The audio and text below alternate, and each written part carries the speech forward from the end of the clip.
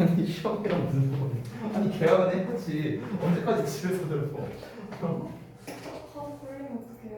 응? 가서 걸리면 어떡해요?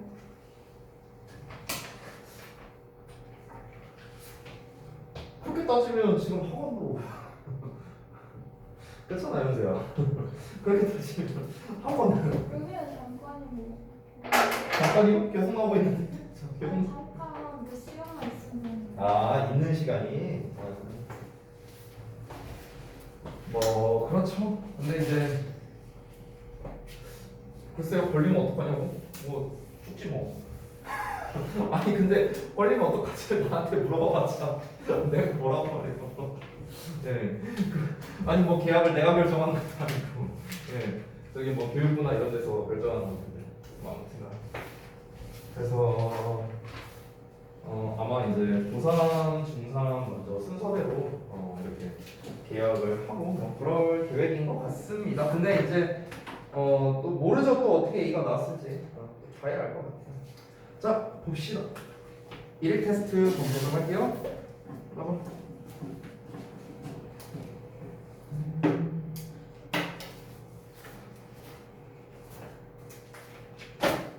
이게 뭐야 근데? 뭐야? 아 목적어 표시한 거야? 맞아? 어.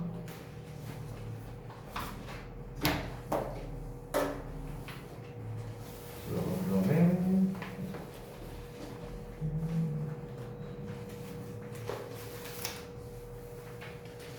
저희 영상에서 이 기능은 분사 분사했어요.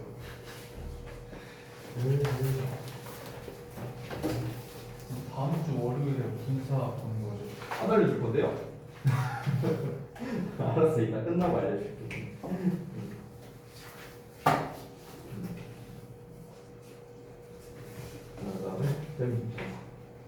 그다음에 잠깐만.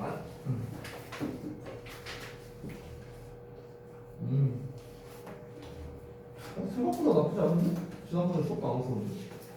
지금 몸은 좀 괜찮아? 네. 다행이네.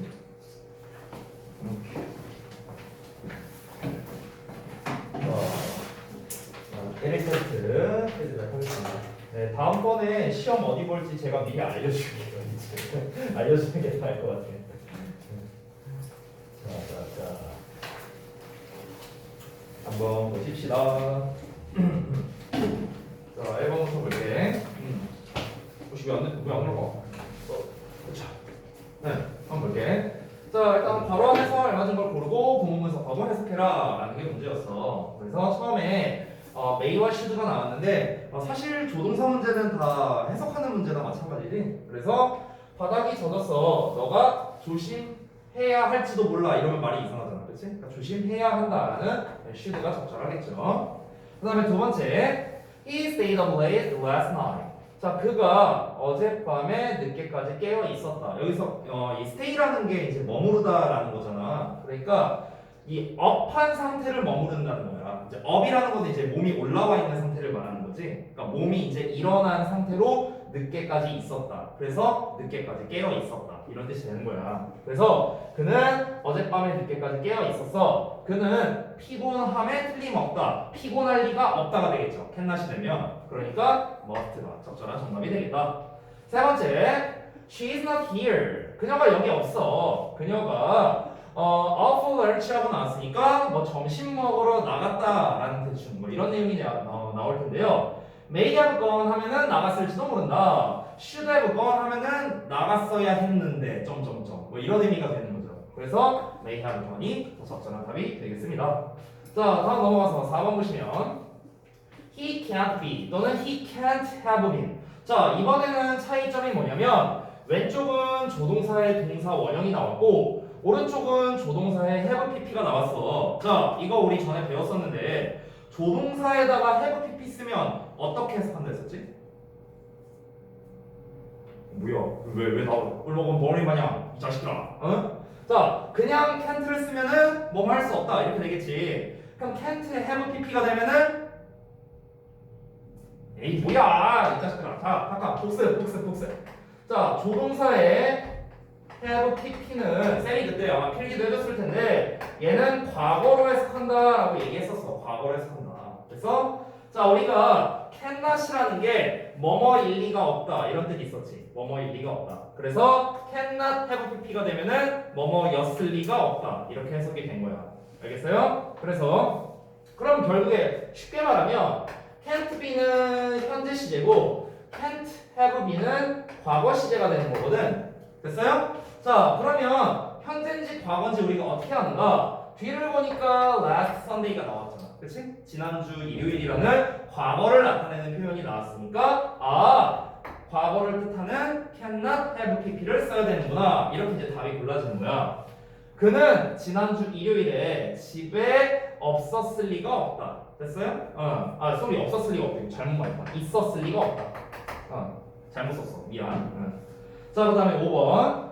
You must not과 don't have to인데 must not은 하면 안 된다 라는 뜻이고 don't have to는 할 필요가 없다 라는 건데요. 너는 오늘 너의 숙제를 끝낼 필요는 없다가 문맥적으로 더 맞겠죠? 아니 물론 must not도 되긴 하겠지만 말이 좀 이상하잖아. 너 오늘 숙제 끝내면 안 돼. 무조건 미뤄. 너 다음 주까지 해. 아니, 말이 이상하잖아 이거는. 그렇지? 그러니까 don't have to가 가장 적절한 표현이겠다. 자, 그다음 오른쪽 넘어가서 3번 보겠습니다. 우리말과의 일치하도록 괄호 안의 말을 이용해서 문장을 완성해라. 단 한글과 영어 구문 분석을 둘 다 해야 된다. 1번부터 보겠습니다. 내 아들은 자전거를 탈 수 있다. 자, 뭐뭐 할 수 있다는 can인데 세 단어로 나눠져 있으니까 be able to. 그래서 is able to ride 라는 형태가 됐습니다. 이어서 두 번째. 너는 비행기가 멈추기 전에 안전벨트를 매야만 한다. 자, 뭐뭐 해야 한다 인데 힌트 단어로 보면 have가 나와 있습니다. 따라서 you have to fasten이 정답이 되는 거죠. 너는 fasten이 바로 이제 매다 라는 뜻이에요. 안전벨트 같은 거. your seatbelt 너의 안전벨트를 매야 된다. before the plane stops 비행기가 멈추기 전에. 자, 3번 보자면 내 여동생이 내 코트를 입었던 게 틀림없다. 자, 여기서 중요한 게 뭐냐면 얘들아 입었던이란 말이 되게 중요하거든. 입었던 잘 봐. 뭐뭐 했었던 게 틀림없다야. 그러면 했었던 거니까 과거 시제가 되겠지. 과거 시제. 됐어? 그러면 우리가 과거처럼 쓰려면은 조동사의 have pp를 써야겠지. 그지? 그래서 must have worn 이라는 형태를 쓴 거야. 여기서 worn이라는 거는 여기에 나와 있는 where의 과거 분사형이 된다. 자, 그 다음에 4번 볼게.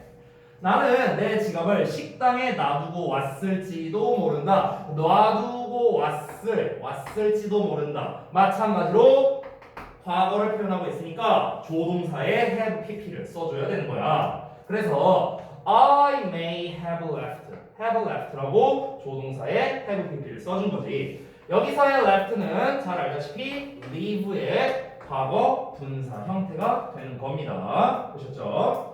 자, 그 다음에 이어서 5번에 나는 한때 긴 곱슬머리를 가졌었다. 자, 한때 뭐뭐 했었다는 뭐뭐 하곤 했다. 즉 used to와 똑같은 표현이 되는 거죠. 한때 그랬었다. 지금은 아니다. 이런 의미가 내포되어 있었습니다. 정리되셨나요? 자, 그럼 간단하게 이 정도에서 마무리를 하도록 하고요. 지난 시간에 그때 분사였었나? 분사 부분을 좀 볼 건데 잠깐 보자. 그때 분사 쌤이 그 필기 했던 것 같은데 내가 어디 할 차례 뭐 얘기했던 것 같은데 혹시 목적격보? 잠깐만요. 필기한 것 좀 보여줄래? 이거 봐. 잠깐만. 보어 역할에서 주격보 얘기했고 목적격보. 오케이, 알겠습니다. 몇 번 쓸 차례야? 바로 2번인가? 맞니? 이거야 이거? 바로 이거 쓸 차례야? 오케이, 알겠습니다. 자, 지난 시간에 했던 거 이어서 한번 보도록 할게요. 바로 2번입니다. 목적격 보어. 바로 3번. 3번이야? 뭐야? 알았어. 3번이네. 지난 시간에 이제 우리가 분사라는 녀석에 대해서 배웠었는데요. 복습을 좀 해보겠습니다. 복습. 자, 일단은 분사라는 녀석은 형용사로서 기본은 형용사다 이런 얘기를 했어요. 따라서 명사를 꾸며주거나 또는 보어의 역할을 한다 뭐 이런 얘기를 했었죠. 그래서 이제 가끔씩 가다가 이제 형용사의 역할 말고 부사의 역할이 가능한 경우도 있다. 뭐 이런 얘기를 했었습니다. 그래서 현재 분사와 과거 분사를 나눠서 선생님이 설명을 했었죠. 그렇죠? 그래서 미안해. 다시 한번 보여줄래? 뭔 얘기했었는지 기억이 안 나고. 주격보어 지난번에 문장에서 형용사로 쓰일 때 우리가 이제 수식어 역할과 보어 역할 두 가지를 한다 했었는데 그때 보어 역할에서 이 형식 주격 보어 역할 뭐야 바로 이거 맞잖아 찍었잖아 아니 뭐야 뭐야 이거 자 아무튼간 그래서 지난번에 이제 주격 보어의 역할을 할 때 자 우리 현재 분사나 과거 분사가 주격 보어의 역할을 할 때는 크게 세 가지가 나왔어서 첫 번째는 비동사의 ing라는 진행형이 있었고 두 번째 비동사의 pp라는 수동태가 있었고 세 번째는 have 플러스 pp라는 완료 시제가 있었어요. 이렇게 세 가지 종류가 있었습니다. 자 오늘은 목적격 보어에 대해서 알아볼 건데 요게 조금 중요하거든요. 그래서 한번 잘 들어보세요. 자, 얘들아 목적격 보어라는 거는 결국에 오형식 구조 말하는 거죠. 그렇지? 오형식 구조. 그러면은 이제 우리가 오형식 구조를 한번 써볼게요. 주어, 동사, 목적어, 목적격 보어 이렇게 나오는 거지. 맞아? 자 그러면은 여기에 요 목적격 보어 자리에 뭘 쓰는 거야? 요 자리에 ing라는 분사 또는 pp라는 분사 이런 게 나온다는 거겠지. 맞아요? 응. 자 그런데 이거는 구문에서 상당히 중요한 건데 제가 요거 좀 말씀드릴게요, 여러분. 여러분이 혹시 이제 배우셨는지 잘 모르겠는데 이 목적어와 목적격 보어 둘이 무슨 관계다라는 거 혹시 들어보셨어요? 무슨 관계인지 혹시 아세요? 목적어와 목적격 보어. 어떤 병렬 관계? 오 완전 틀렸어. 자 목적어와 목적격 보어가 무슨 관계일까? 잘 몰라도 돼요. 자 근데 그 용어는 중요하지 않은데 무슨 관계다라는 거는 상당히 중요합니다. 그래서 그걸 말씀드릴게요. 우리가 조금 좀 어려운 말로 주술관계라고 부르거든. 주술관계. 근데 이 주술관계라는 말은 잘 몰라도 돼. 저 주술이 뭐냐면은 주는 주어 말하는 거고 술은 서술어 즉 동사 말하는 거거든. 그래서 쉽게 말하자면 주어 동사 관계다라는 소리야. 주어 동사 관계. 됐어? 더 쉽게 말하면 목적어와 목적격 보어를 해석할 때 주어 동사처럼 해석하면 깔끔하다 이런 뜻이야. 쉽게 말하면 알겠죠? 다시 한번 뭐라고? 얘네 둘을 해석할 때 주어 동사처럼 해석하라고. 그럼 편하다고. 여기까지 됐니? 자 그러면 목적격 보어에서 이 ing 즉 현재 분사와 과거 분사를 또 쓸 수가 있다라는 겁니다. 지난번에 말했다시피 ing는 뭐뭐 하는 또는 뭐뭐 하고 있는 이런 뜻이 있고 pp는 뭐뭐가 되는 뭐뭐 한 뭐 이런 뜻이 있었잖아요. 그러면 이때 우리가 뭘 기준 삼아서 이제 하는 건지 되는 건지를 따져야 되냐면 앞에 나와 있는 요 목적어를 기준으로 해서 이 목적어가 뭔가를 하는 거면 ing, 목적어가 뭔가를 당하는 거면 pp 이런 식으로 여러분이 쓰시면 되겠습니다. 자 그러면 우리가 목적격 보어 자리에 아무 때나 ing나 pp를 쓸 수 있느냐? 당연히 그건 아니에요. 목적격 보어 자리에 반드시 얘네가 나오는 건 아니거든. 뭐에 따라서 ing를 쓰거나 pp, 즉 뭐에 따라서 뒤에 분사를 받을 수 있느냐라는 건 앞에 나와 있는 동사에 따라 결정이 됩니다. 동사에 따라. 자, 우리가 지각 동사라는 거 아마 배우신 적 있을 거예요. 지각 동사가 뭐지? 그렇죠. 그런 애들 말하는 거예요. 보다, 듣다, 느끼다, 이런 시리즈들이 있잖아요. 그렇죠? 보다, 듣다, 느끼다. 그런 것처럼 지각 동사가 나왔을 때, 방금 동료가 말한 see, watch 또는 hear, 또는 listen to, feel 이런 단어가 있습니다. 이런 단어가 이제 지각 동사인데요. 이런 지각 동사가 나왔을 때 주로 목적격 보어 자리에 ing나 pp를 쓰는 이런 형태가 완성이 되는 거예요. 예문을 하나 써볼게요. 예문. 자, 예를 들어서 I saw him crossing the street. 이런 식으로 예문 하나 써보겠습니다. 자, 그럼 보시면 지금 이 구조가 어떻게 생겨본 거냐? 이게 각각 주어, 동사, 목적어, 목적격 보어 이렇게 생긴 거거든. 구문 분석을 해보면. 그러면 지금 여기에서 ing라는 이 형태를 쓴 이유는 무엇이냐면 앞에 나와 있는 이 목적어가 길을 건너는 것이기 때문에 그런 거예요. 그가 길을 건너는, 즉 그가 뭔가를 하는 거잖아. 하는 거. 됐어요? 얘 입장에서 얘가 뭔가를 하는 거기 때문에 ing라는 형태를 쓴 거예요. 되셨나요? 자, 하나만 더 써볼게요. 예문. 예를 들어서 I heard my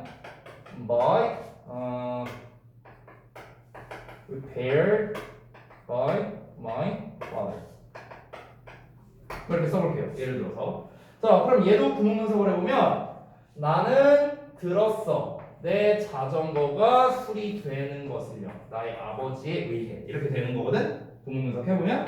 그럼 잘 봐봐. 여기에서 목적어 my bike와 목적격 보어 repaired 두 개의 관계를 보자면 내 자전거가 수리를 하는 게 아니라 수리되는 걸 거 아니야. 내 자전거 입장에서는.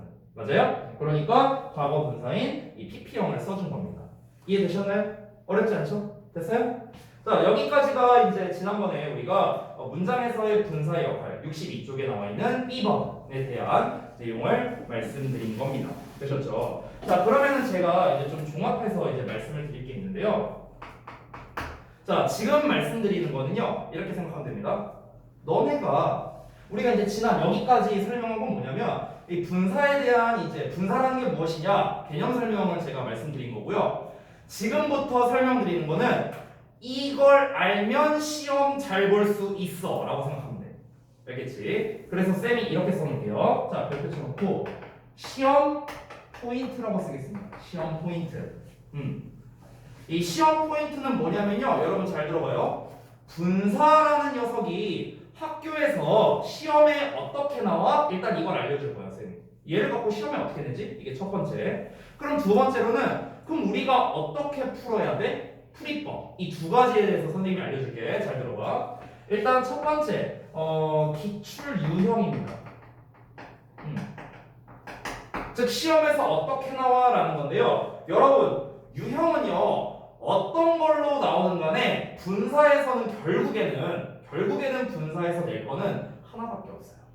하나밖에 없어. 결국 뭐냐면 이겁니다. 현재 분사 쓸래, 과거 분사 쓸래. 이거를 비교하는 문제예요. 무조건. 분사 문제는 결국 저 문제예요. 어떤 유형으로 내든 간에. 뭐 예를 들어서 어법상 어색한 것을 골라라. 뭐 밑줄 5개 쳐놓고 뭐 이런 문제가 나오든 아니면 뭐 다음 중 어법상 어색한 걸 모두 골라라. 보기 1, 2, 3, 4, 5 주고 내든 간에. 그러니까 어떤 유형으로 내든 간에 결국에 분사에서 시험 낸다는 거는 현재 분사 쓸래, 과거 분사 쓸래. 결국 이 문제라는 거야. 결국에. 이거 말고는 사실상 없다고 생각하면 돼요. 이거 말고 만약에 분사에서 문제를 낸다면은 번외편이 하나 있기는 있어. 하나. 어떤 거냐면은 여러분 우리 ing란 녀석이 현재 분사 말고 또 뭐 있지? 또 뭐 있어? ing. 현재 분사 말고 또 있잖아. ing란 형태가. 너무 어려운 질문이었나? 자, ing. 현재 분사 말고 하나 더 있잖아. 뭐였어? 뭐뭐 하는 것. 그렇지. 동명사야. 동명사. 됐어? 그러면은 시험에서 뭘 낼까? ing에다가 밑줄 쳐놓고 이게 현재 분사계 동명사계 이걸 물어보는 거야. 생긴 게 똑같으니까. 됐어? 근데 미리 말하자면 이거 방금 말한 거는요. 중3 1학기 정도까지는 낼 만한 문제인데요. 사실 중3 2학기 정도부터는 그렇게 적절한 문제는 아니고요. 여러분이 이제 학교에서도 이 분사를 배울 거고 고등학교 가서도 배울 거고 아니 심지어 대학교 가서도 배워요. 계속 배워. 근데 이 분사라는 거는요. 제가 과감히 말하자면 너네가 영어를 공부하는 한 평생 나와요. 평생. 근데 분사에서 낼 만한 시험이 뭐라고? 이거밖에 없어. 이거 하나밖에 없어. 낼 만한 게. 그러니까 여러분이 지금 이 분사를 구분하는 방법을 알아두면은 엄청나게 여러분이 유용하게 써먹을 수 있겠죠? 수능에도 매년 나와요. 매년. 알겠죠? 그러니까 한번 잘 배워봅시다. 자 그러면은 문제 풀이법을 한번 제가 설명을 드릴게요. 문제 풀이법.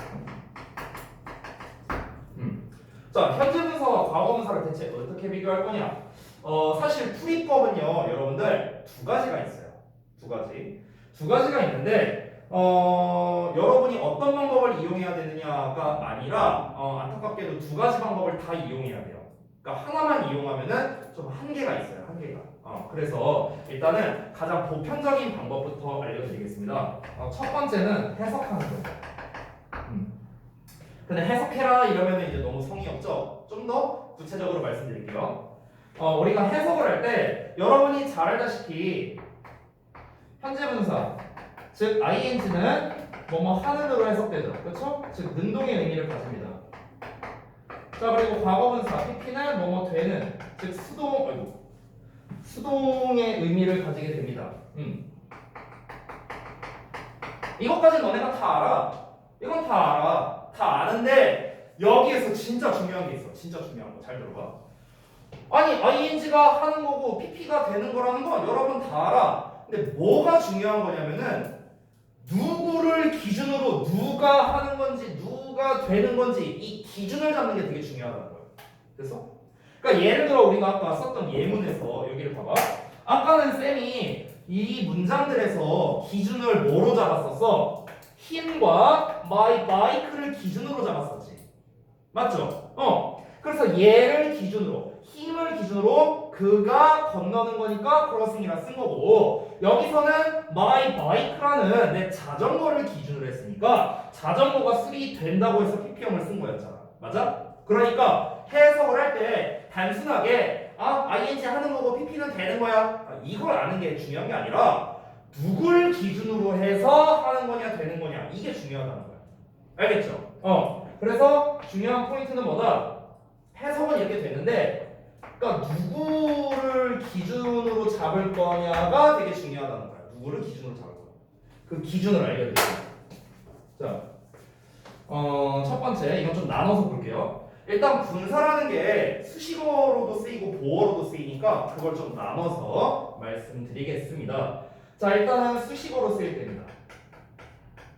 수식어로 쓰일 때는요, 수식 받는 명사가 기준입니다. 수식 받는 명사가 기준. 자, 그 다음에 두 번째 보어 역할. 자, 보어는 우리가 지난번에도 필기했다시피 주격 보어와, 즉 이 형식 말하는 거예요. 다시 한번 써보자면, 그리고 목적격 보어가 있죠. 5형식. 자, 그럼 이때는 뭘 기준으로 잡아야 되는가? 주격 보어는 당연히 주어가 기준이죠. 목적격 보어는 당연히 목적어가 기준이 됩니다. 됐어요? 이게 되게 중요해요. 이거. 대부분의 학생들이 이건 알고 있어. ing는 하는 거고 pp는 되는 거다. 이거 모르는 사람 없어요. 최소 다 들어는 봤다고. 주소 들어라도 봤다고. 근데 중요한 건 뭐냐면, 그럼 왜 시험 보면 틀리냐고. 왜? 누굴 기준으로 잡아야 되는지를 모르니까 틀리는 거야. 누굴 기준으로 잡아야 되지. 그러면 얘가 명사를 꾸며준다면, 그러면은 그 꾸밈받는 명사가 하는 거면 ing, 꾸밈받는 명사가 되는 거면 pp. 이해됐죠? 여기가 이 형식 구조야. 그러면은 얘가 뭔가를 하는 거면 이제 그 주어가 하는 거면 능동, 주어가 당하는 거면 수동, 목적어가 하는 거면 능동, 목적어가 당하는 거면 수동. 됐습니까? 이게 첫 번째 방법입니다. 이 기준이 중요한 거예요, 여러분. 아시겠죠? 자, 그 다음에 두 번째 넘어가겠습니다. 여기다 쓸게요.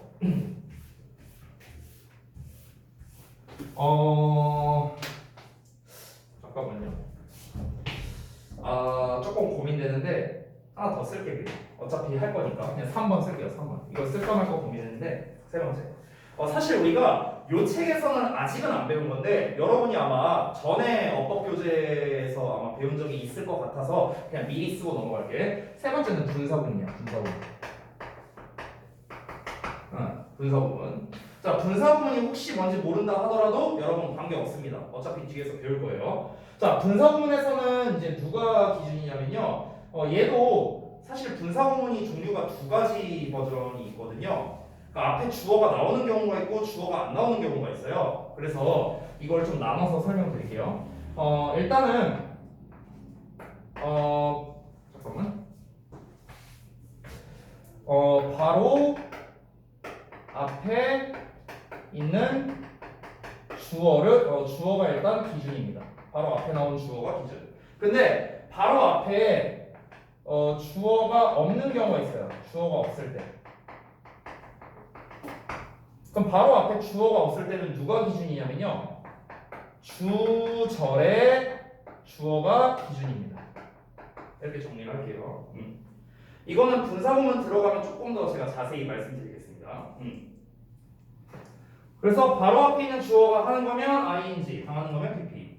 자, 바로 앞에 주어가 없다면은 주절의 주어를 기준으로 하는 거면 ing, 당하는 거면 pp. 이렇게 하면 됩니다. 근데 제가 팁을 하나 드리면요. 보통 학교 시험에서 이 위에 버전이 있잖아요. 즉 바로 앞에 주어가 나오는 경우 있잖아요. 이게 거의 없어요. 거의 시험에 안 나옵니다. 거의 안 나오고요. 웬만하면 얘가 시험 나와요. 웬만하면 바로 앞에 주어가 없는 경우가 훨씬 더 많이 나옵니다. 압도적으로 많이 나오니까 사실 위에 거는 고려를 그렇게 많이 하실 필요는 없어요. 자, 그 다음에 두 번째 넘어가겠습니다. 두 번째. 자, 이번에는 해석이 아니라 어법을 활용한 방법이 있습니다. 어법 활용. 시간이 벌써 많이 지났네. 자, 어법 활용을 볼게요. 이거는 제가 사전적으로 좀 여러분께 설명을 좀 드려야 될 것 같거든요. 그래서 아마 내가 설명을 했었나 안 했었나 잘 기억이 안 나서 일단 다시 한번 얘기를 해볼게. 여러분들 이거는 뭐 제가 옆에다 따로 쓸 거니까 이건 뭐 안 쓰셔도 돼요. 그냥 편하게 들으세요. 여러분 수동태 있잖아. 수동태. 선생님이 수동태가 뭔지 혹시 지난번에 설명했었니? 수동태라는 게 뭐다?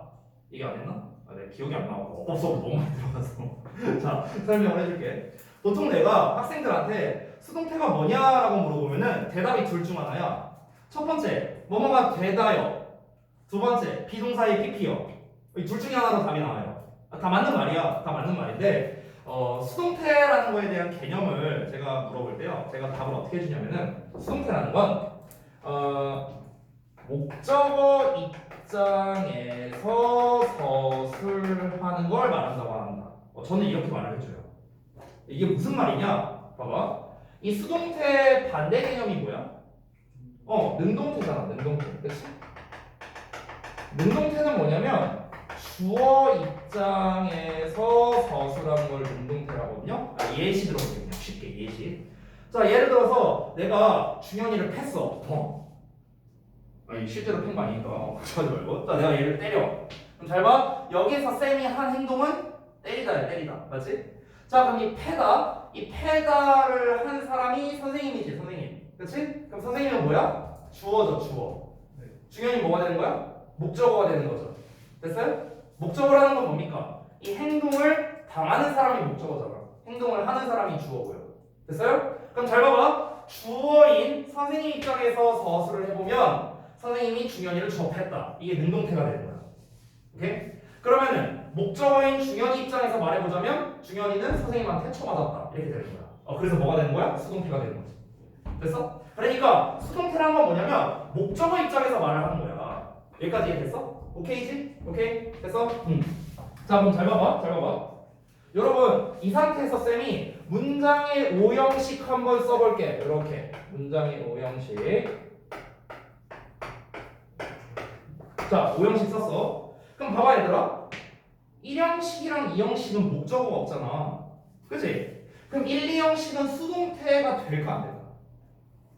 수동태를 만들 수 있을까 없을까?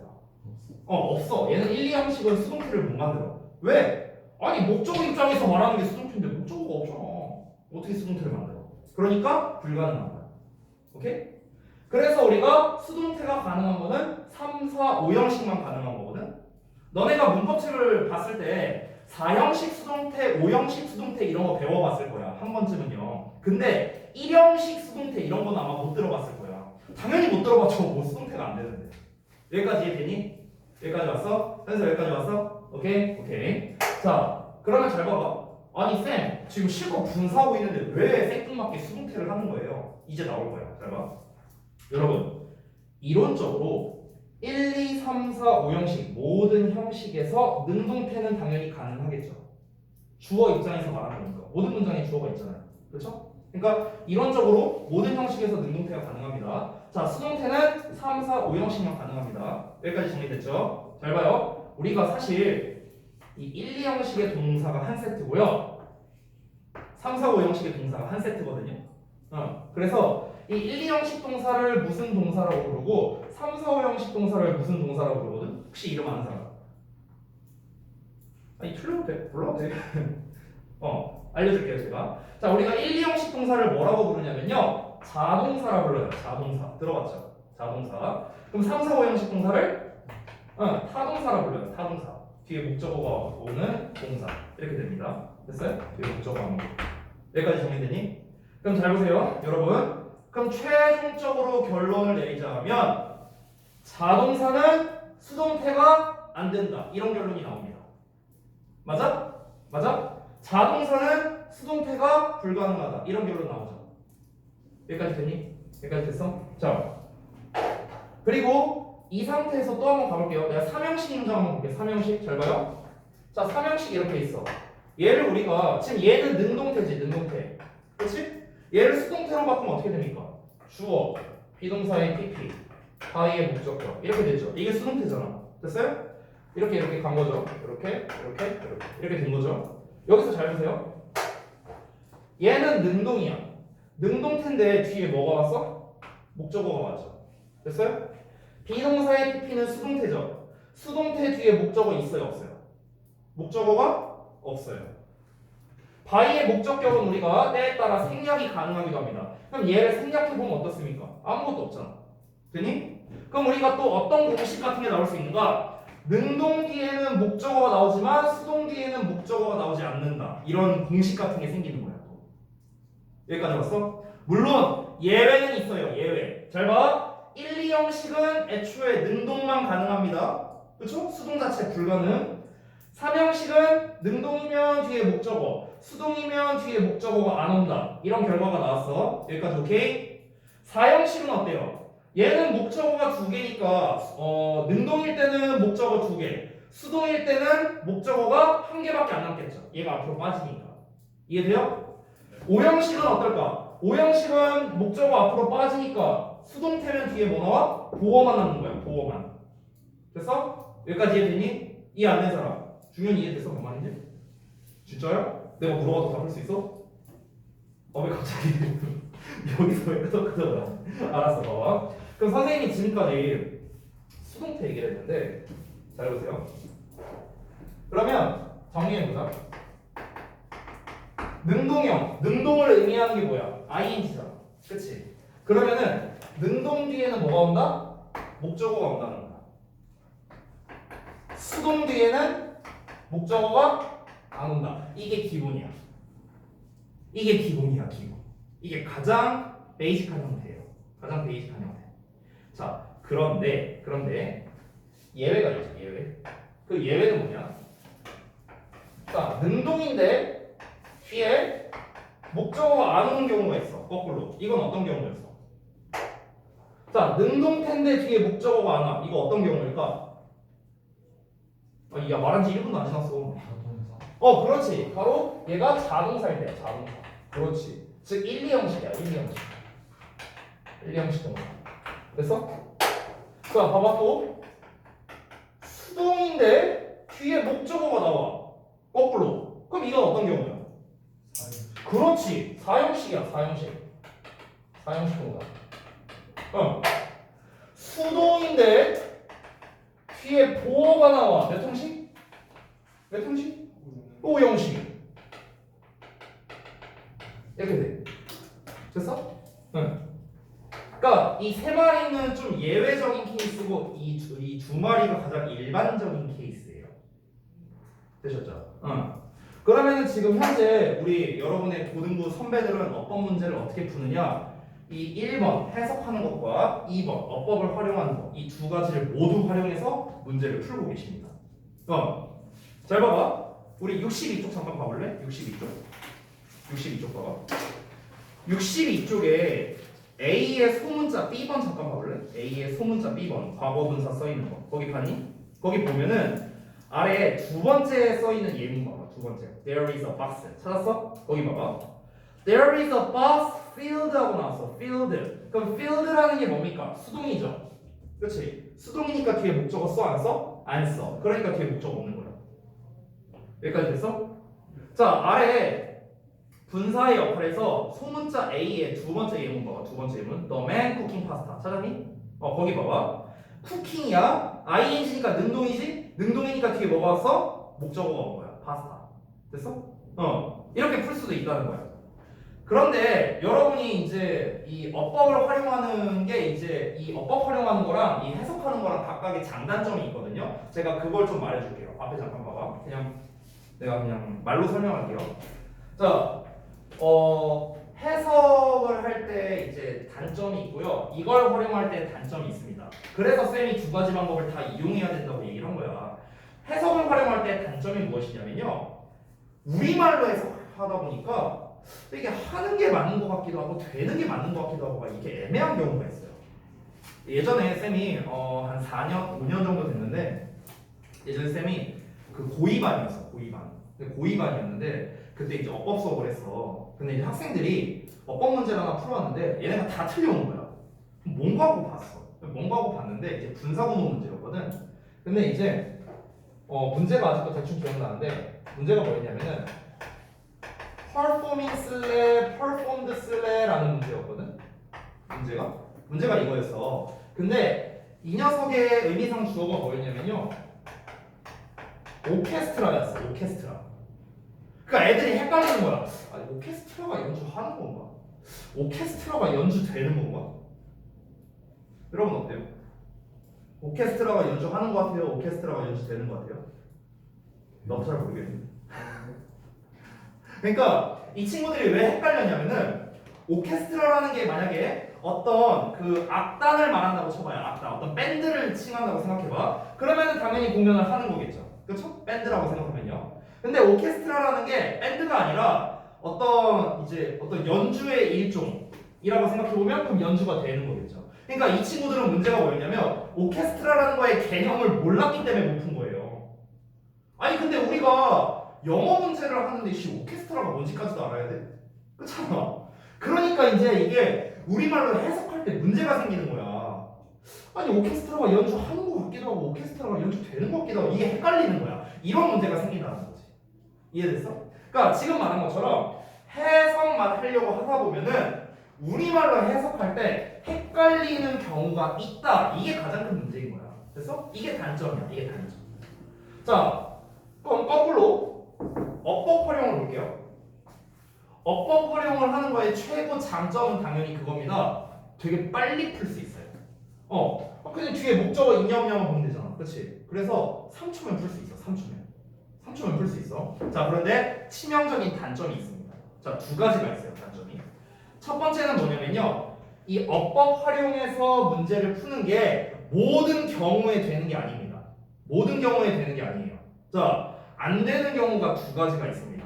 첫 번째는 뭐냐면요. 책에 나와 있는데 우리 지난번에도 배운 거야. 분사라는 녀석이 명사 꾸며줄 때 앞에서 뒤로 꾸며줄 수도 있다 했지. 언제? 한 단어일 때. 그치? 이때는 이 방법으로 해결이 안 돼요. 오케이? 그러니까 한 단어가 앞에서 뒤로 꾸며줄 때 얘가 그러면 ing야. 그럼 ing 뒤에 목적어 나오고 그 다음에 명사 나와서 얘가 이렇게 꾸며준다? 이거 아니잖아. 그러니까 이거 자체가 불가능한 거예요. 됐어? 지금 우리 예시를 보더라도 알 수 있는데요. A번에 A, A번에 B 각각의 예문을 보면은 앞에서 뒤로 꾸며주는 건 어때요? boiling water, baked potato 이렇게 예문이 나와 있어. 그러니까 이 방법으로 못 풀어요. 못 풀어. 이게 첫 번째야. 자, 또 못 푸는 경우가 있습니다. 두 번째. 어떤 거냐면 C에 나와 있는 형용사화된 분사라고 나와 있어. 형용사화된 분사. 맞지? 얘는요. 능동이라고 해서 뒤에 목적어를 쓰고 수동이라고 해서 뒤에 목적어를 안 쓰고 이게 아니에요. 그러니까 얘는 순전히 진짜 해석으로만 풀어야 돼요. 그러니까 안 되는 경우가 있다는 거야. 이게 항상 먹히는 게 아니야. 얘가 먹히는 경우는 크게 두 가지야, 얘들아. 첫 번째는 뒤에서 앞으로 꾸며줄 때. 두 번째는 뭐냐면요. 보어 역할 하는데 주로 목적격 보어 역할 할 때 많이 써먹을 수 있어요. 목적격 보어 역할. 됐어? 그래서 이 두 가지에서 활용을 할 수 있다. 그리고 사실 단점이 하나 더 있어요. 단점이 되게 많죠. 또 어떤 게 있냐면요. 문제가 뭐야? 이것만 나오면 참 좋을 텐데 이 예외들이 있잖아. 예외들. 그치? 이 예외들이 있다 보니까 무조건 능동 뒤에 목적어인지 뭐 뒤에 수동 뒤에 목적어가 안 나오냐 그것도 아니고 막 이게 예외들이 있어요. 이게 뭐에 따라 다르죠? 몇 형식 동사냐에 따라 달라지는 거잖아. 그치? 그러면은 여러분은 뭐까지 외워야 돼? 이 동사가 몇 형식 동사야? 이것까지 알아야 되는 거야. 그렇잖아. 근데 여러분 내가 하나 말해줄게요. 여러분 make 있죠? make라는 동사. make가 몇 형식 동사인지 알아요? 1, 2, 3, 4, 5형식이에요. 다 돼요. 1, 2, 3, 4, 5형식 다 돼요. make는요. 어떻게 할 거야? 그렇잖아. 이런 문제가 생긴다는 거야. 이런 문제가. 그러니까 이게 되게 편하지만 절대적인 방법은 아니라는 겁니다. 그래서 쌤이 추천해주는 방법이 있습니다. 쌤이 추천해주는 방법 잘 들어보세요. 두 가지를 다 활용하는데 어떻게 하냐면은 일단은 너네가 학교에서 시험 본다고 쳤을 때 일단 이 방법으로 먼저 풀어. 일단 이걸로 먼저 풀어. 왜? 이게 더 빠르니까. 일단 이걸로 풀어. 그러고 난 다음에 검토할 때 해석으로 검토해봐. 됐어? 이게 가장 저는 좋은 방법이라고 생각합니다. 됐죠? 풀 때는 어법을 활용하고 검토할 때 해석을 활용해라. 이게 가장 빠르고 정확한 방법이라고 쌤은 생각합니다. 아시겠죠? 그래서 실제 여러분이 학교에서 시험 볼 때 이런 식으로 푸시면 좋겠습니다. 정리됐나요? 됐어요? 자, 그러면은 오늘 수업은 여기서 마치도록 하고요. 다음 시간 과제 말씀드리고 끝내겠습니다.